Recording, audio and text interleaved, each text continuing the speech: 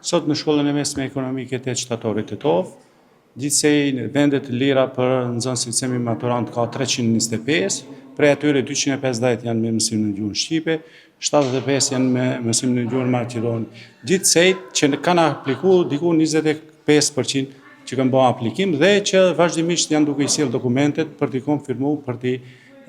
pa se si është procesi, si është duke shku. Shkolla e mesme ekonomike 8 shtatorit Tetov ka 3 drejtimi, drejtimin e teknikë e ekonomisë, drejtimin juridik dhe kemi një drejtim të ri i cili është marketingu digital, dhe me thonë. Kjo është në përgjithësi të 3 drejtimet janë për në aspektin ekonomik, është një proces i cili u ndihmon nxënësve, posaçërisht shkolla jonë ka edhe një bashkëpunim me kompani, dhe me thonë,